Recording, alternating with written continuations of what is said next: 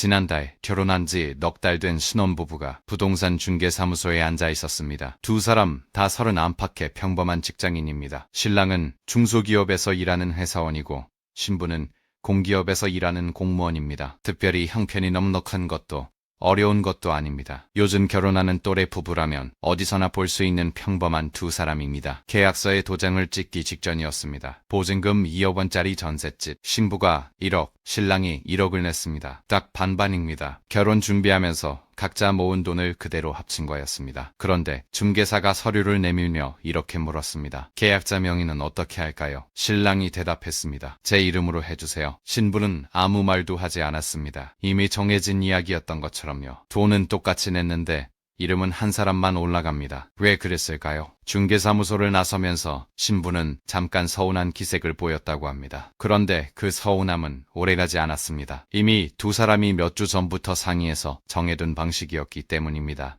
이 부부에게 직접 물어보면 사이가 나빠서가 아니라고 합니다. 사기를 치려는 것도 아닙니다. 이유는 단 하나. 아직 혼인신고를 하지 않았기 때문입니다. 결혼식은 올렸습니다. 청첩장도 돌렸습니다. 양가 부모님 상견례도 했고 신혼여행도 다녀왔습니다. 그런데 정작 법적으로는 아직 남남입니다. 이 부부만의 이야기가 아닙니다. 혼인신고를 1년 이상 미루는 부부의 비율이 2014년에는 10.9%였습니다. 10쌍 중 한 쌍꼴입니다. 그런데 지난해에는 19.6%까지 올라갔습니다. 5쌍 중 한 쌍입니다. 10년 사이 거의 2배로 늘었습니다. 요즘 이런 부부를 부르는 이름이 따로 있습니다. 역쇼윈도 부부입니다. 원래 쇼윈도 부부는 겉으로만 사이좋아 보이고 속은 남남인 관계를 말합니다. 역쇼윈도 부부는 정반대입니다. 실제로는 완전한 부부인데 서류상으로만 남남으로 남아있는 겁니다. 이 부부의 부모님 세대는 이런 계산 자체를 이해하기 어려워합니다. 신부의 어머니는 처음 이 이야기를 듣고 이렇게 말했다고 합니다. 우리 때는 결혼하면 그냥 혼인신고부터 했는데 그게 순서 아니었니? 실제로 부모님 세대에는 혼인신고를 미루는 일이 흔하지 않았습니다. 결혼식을 올리면 곧이어 신고를 하고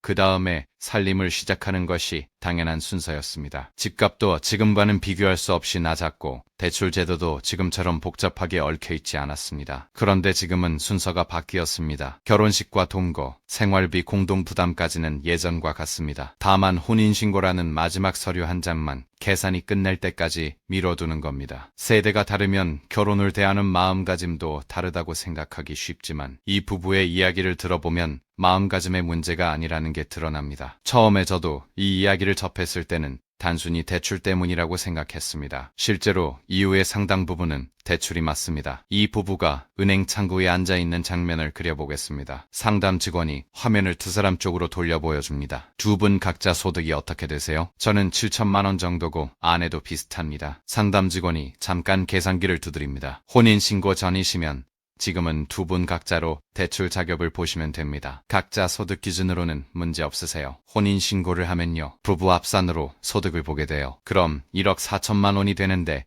신혼부부 우대 기준을 적용해도 보통 8,500만 원 안팎이라 그 기준을 넘으실 수 있어요. 신랑이 되물었습니다. 그러면 저희는 지금 이대로가 낫다는 말씀이세요? 상담 직원은 잠시 머뭇거리다 이렇게 답했다고 합니다. 제가 그렇게 말씀드릴 수는 없지만 저희 지점에 오시는 예비 신혼부부 중에 실제로 그렇게 계산하시는 분들이 꽤 계세요. 이 짧은 대화 안에 이 부부가 왜 계약서에 이름을 한 사람만 올렸는지 그 답의 절반이 들어 있습니다. 결혼 전에는 둘 다 대출 자격이 있었습니다. 그런데 혼인 신고를 하는 순간 두 사람의 소득이 합쳐지면서 오히려 자격을 잃을 수 있습니다. 국가가 결혼하라고 등을 떠밀면서 정작 결혼하면 손해를 보게 만드는 구조가 만들어진 겁니다. 그런데 이 부부를 조금 더 따라가 보니 이야기가 대출 하나로 끝나지 않았습니다. 이 부부가 처음 집을 알아볼 때 마주친 건 사실 대출보다 먼저 가격이었습니다. 신부가 원했던 동네는 회사에서 30분 거리에 있는 곳이었습니다. 지도 애플리케이션을 켜고 그 동네 아파트 시세를 확인해 봤습니다. 예산으로는 어림도 없었습니다. 조금 더 외곽으로 지도를 옮겨봤습니다. 그래도 여전히 손이 닿지 않았습니다. 이번에는 지어진 지 20년 넘은 오래된 아파트로 조건을 바꿔봤습니다. 그제야 몇 군데가 눈에 들어왔습니다. 원했던 곳에서 1시간 넘게 떨어진 지역이었습니다. 몇 번이고 조건을 바꿔가며 지도를 넘기는 사이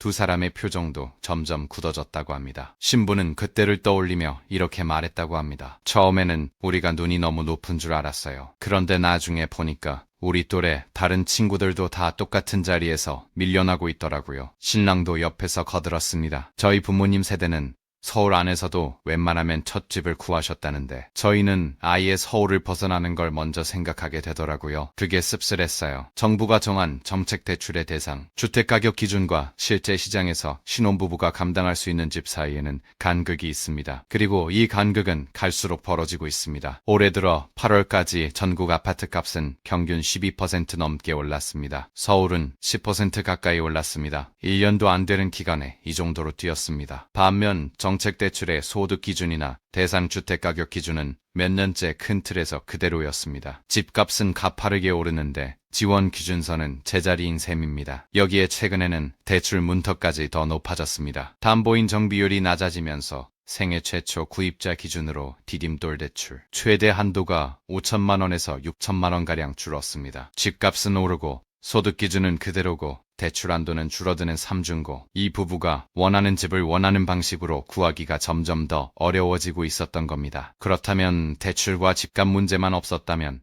이 부부는 혼인신고를 서둘렀을까요? 여기서 또 다른 벽이 나옵니다. 자격입니다. 이 부부에게는 작년에 먼저 결혼한 친구 부부가 있습니다. 그 친구 부부는 결혼식을 올리자마자 곧바로 혼인신고를 했습니다. 법대로 순서대로 한 겁니다. 그런데 최근 그 친구가 이런 말을 했다고 합니다. 우리 그때 너무 급하게 신고했나봐. 청약 넣으려고 알아보니까 신혼특공 쓸 수 있는 기간이 얼마 안 남았더라고. 신혼부부에게는 청약에서 우선권을 주는 특별공급 제도가 있습니다. 결혼한 지 7년 이내인 부부에게 기회를 더 주겠다는 취지입니다. 그런데 이 7년을 세는 기준이 결혼식을 올린 날이 아니라 혼인신고를 한 날입니다. 그러니까 혼인신고를 서두를수록 신혼부부로서 특별공급을 쓸 수 있는 기간은 오히려 짧아집니다. 반대로 신고를 늦게 할수록 특공 자격 기간은 뒤로 밀립니다. 결혼은 일찍 했지만 신고를 미룬 부부가 법대로 빨리 신고한 부부보다 오히려 더 오래 신혼부부 혜택을 누릴 수 있는 역설이 생기는 겁니다. 성실하게 규정대로 빨리 신고한 사람이 오히려 손해를 보는 구조입니다. 반대의 경우도 있습니다. 이 부부의 또 다른 지인 커플은 결혼식을 올리고도 혼인신고를 2년 가까이 미뤘습니다. 처음에는 그저 미루다 보니 늦어진 거였는데 나중에 청약을 준비하면서 보니 오히려 신혼특공을 쓸 수 있는 기간이 더 넉넉하게 남아 있었습니다. 성실하게 먼저 신고했던 친구는 시계가 벌써 절반 넘게 돌아간 반면 늦게 신고한 커플은 이제 막 7년의 시계가 돌기 시작한 셈이었습니다. 같은 날 결혼식을 올렸어도 서류를 넣은 날짜 하나로 신혼부부로서 누릴 수 있는 시간이 이렇게까지 갈릴 수 있는 겁니다. 이 이야기를 전해들은 뒤로 이 부부는 혼인신고 시점을 더 신중하게 계산하기 시작했다고 합니다. 이쯤 되면 이 부부의 선택이 더 이상 이상하게 느껴지지 않습니다. 대출도, 집값도, 청약 자격도 전부 혼인신고라는 하나의 지점에서 갈립니다. 그러니 최대한 유리한 시점을 계산하고 그 시점까지 신고를 미루는 겁니다. 그런데 여기서 하나 더 짚어야 할 게 있습니다. 이게 정말 이 부부만의 특이한 계산일까요? 아니면 애초에 제도들이 서로 다른 방향을 보고 있는 걸까요? 국토교통부 담당자에게 왜 부부 합산 소득으로 대출 기준을 정했는지 물어보면 이렇게 답할 겁니다. 한정된 재원으로 정말 필요한 가구에 지원해야 하니 가구 단위로 소득을 보는 게 원칙이라고 말입니다. 주택 공급을 담당하는 부서에 왜 혼인신고일부터 7년을 세는지 물어보면 이렇게 답할 겁니다. 법적 혼인 성립 시점을 기준으로 삼는 게 행정적으로 명확하다고 말입니다. 은행에서 대출을 심사하는 직원에게 왜 혼인신고 여부로 소득 계산 방식이 달라지는지 물어보면 또 다른 답이 나옵니다. 정책 대출 상품 자체가 정부 기준을 그대로 따르도록 설계되어 있어서 은행 창구에서는 그 기준을 바꿀 권한이 없다고 말입니다. 청약 담당자에게 물어보면 또 이렇게 답할 겁니다. 특별 공급 물량은 한정되어 있고 신청자는 계속 늘어나니 어딘가에는 기준선을 그을 수밖에 없다고 말입니다. 각각의 답은 다 나름의 논리가 있습니다. 그런데 이 네 가지 답을 나란히 놓고 보면 이상한 그림이 됩니다. 한쪽은 결혼한 가구를 하나로 묶어서 손해를 주고 다른 한쪽은 혼인신고를 서두른 사람에게 손해를 주고 또 다른 한쪽은 그 기준을 그대로 실행만 합니다. 각자의 자리에서는 타당한 규칙인데 신혼부부 한 사람의 삶에서는 이 규칙들이 동시에 부딪힙니다. 정부는 청년들에게 결혼하라고 말합니다. 신혼부부를 위한 대출을 만들고 신혼부부를 위한 특별공급을 만들고 신혼부부를 위한 공공임대를 만듭니다. 그런데 다른 한쪽에서는 결혼하는 순간 두 사람의 소득과 자산을 하나로 묶습니다. 또 다른 한쪽에서는 혼인신고를 하는 순간부터 시계를 돌리기 시작합니다. 대출정책은 대출정책대로, 청약정책은 청약정책대로 따로 만들어지지만 정작 그 제도를 마주하는 신혼부부에게는 전부 하나의 질문으로 합쳐집니다. 우리가 살 집을 어떻게 마련하지? 그렇다면 정부는 이 문제를 모르고 있었을까요? 그렇지는 않을 겁니다. 국민권익위원회는 지난해 말 정책대출의 부부, 합산소득과 자산 요건을 재조정하라고 국토교통부에 권고했습니다. 결혼 페널티라는 표현이 정부 문서에까지 등장했습니다. 이 문제는 이미 공식적으로 인정된 문제라는 뜻입니다. 실제로 움직임도 있었습니다. 올해 6월 정부는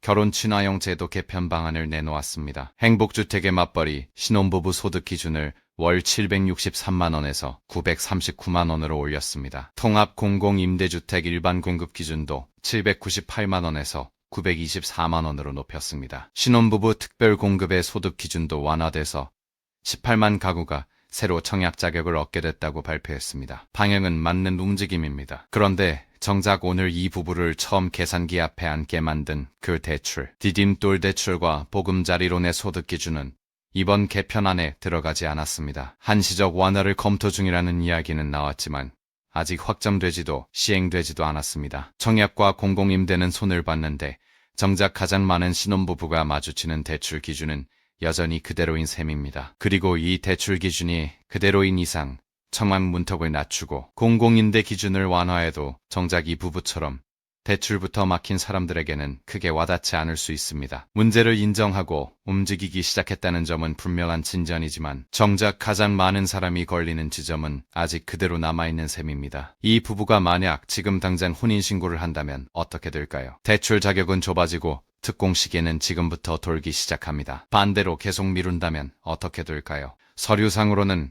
남남인 채로 법이 보장하는 배우자로서의 권리들, 예를 들어 상속이나 의료 결정권 같은 부분에서 불안정한 상태로 남습니다. 어느 쪽을 택해도 완전히 마음이 편한 선택은 아닌 겁니다. 이 부부는 지금 그 사이 어딘가에서 매달 조금씩 달라지는 정책 소식에 촉각을 곤두세우고 있습니다. 다시 처음 그 부부로 돌아가 보겠습니다. 계약서에 이름을 한 사람만 올리고 중개사무소를 나서던 그 부부입니다. 이 부부는 사이가 나빠서 혼인신고를 미루는 게 아닙니다. 결혼을 후회해서도 아닙니다. 결혼은 했습니다. 같이 삽니다. 생활비도 함께 씁니다. 명절이면 함께 양가에 인사를 갑니다. 누가 봐도 부부입니다. 다만 서류 한 장을 넣는 순간 대출 자격이 바뀌고 청약 시계가 돌아가고 소득과 자산이 하나로 묶입니다. 그러니 이 부부는 그 서류를 넣는 시점 하나를 인생에서 가장 신중하게 계산해야 하는 순간으로 만들어버린 겁니다. 사랑이 부족해서 신고를 안 하는 게 아니라 신고하는 순간 달라지는 게 너무 많아서 못하는 겁니다. 신부의 어머니도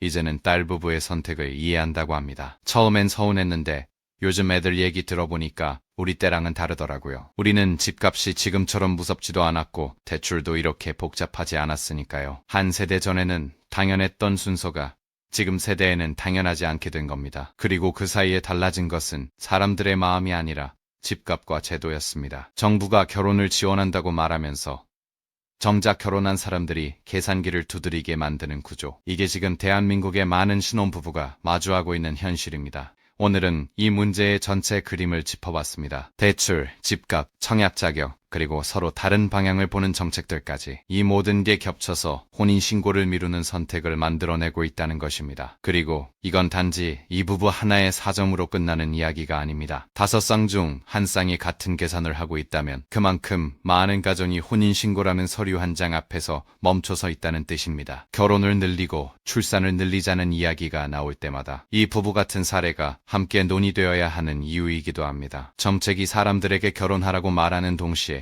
결혼한 사람들에게 불리한 계산을 하게 만든다면 그 정책은 스스로 목표와 반대 방향으로 걸어가고 있는 셈이기 때문입니다. 그런데 이 중에서도 가장 먼저 이 부부의 발목을 잡은 건 역시 대출이었습니다. 은행 창구에서 상담 직원이 계산기를 두드리던 그 순간 혼인신고, 종이 한 장이 대체 대출 심사에서 무엇을 그렇게 바꿔놓는 걸까요?